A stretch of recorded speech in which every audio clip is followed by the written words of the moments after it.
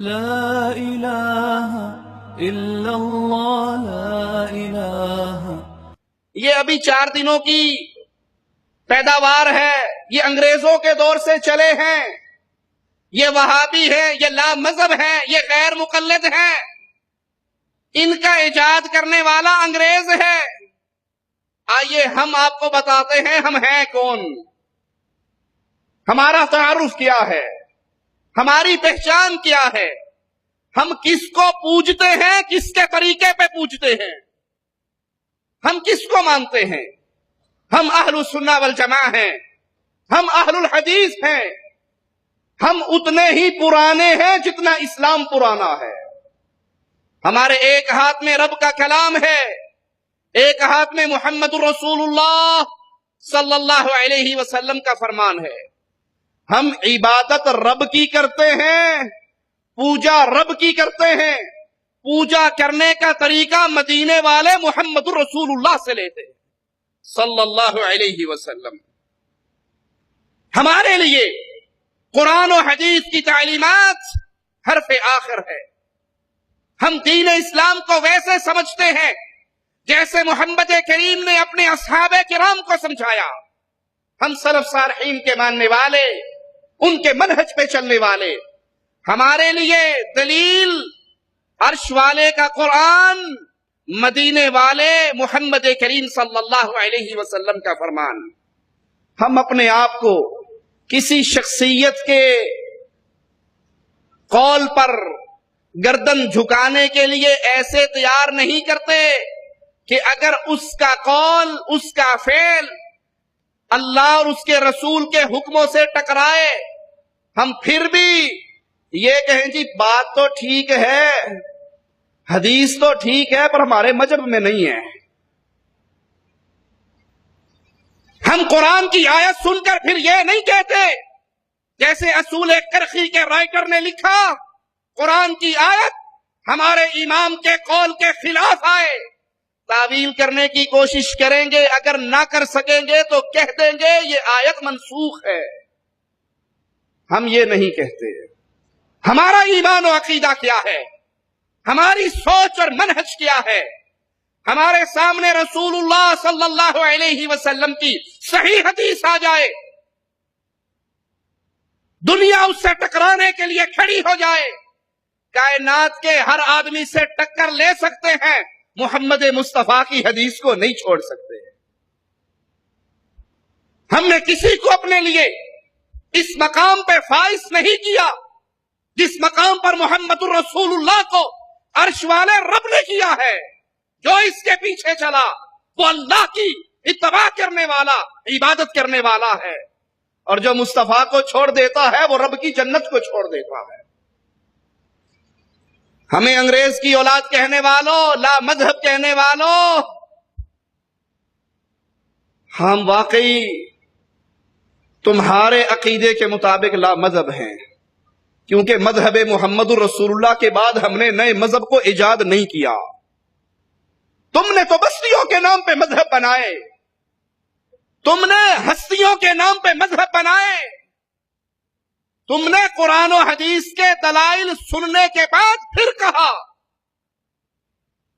حدیث تو ٹھیک ہے لیکن ہمارے امام کا قول یہ نہیں ہے جو یہ حدیث کہہ رہی ہے۔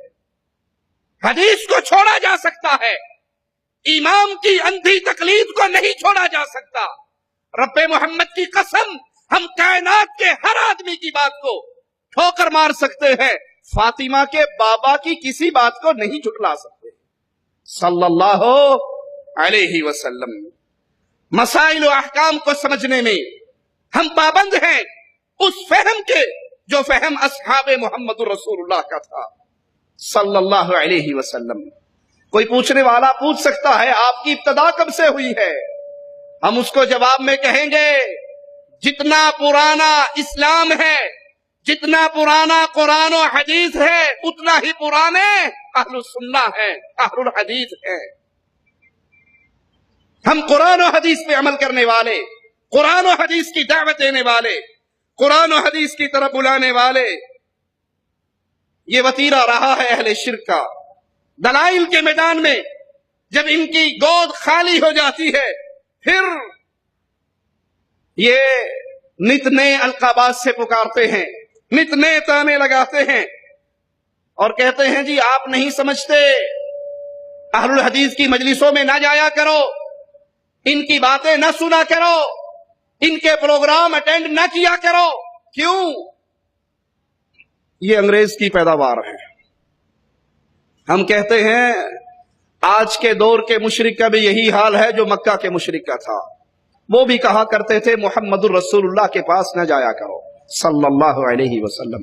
ایک آنے والا آیا تھا، ابو جہل کی پارٹی نے مکے سے نکل کے اس کا استقبال کیا تھا اور کہا تھا ہمارے ہاں ایک شخص جس کا نام محمد صلی اللہ علیہ وسلم، ان کے پاس نہ بیٹھنا، ان کی بات نہ سننا۔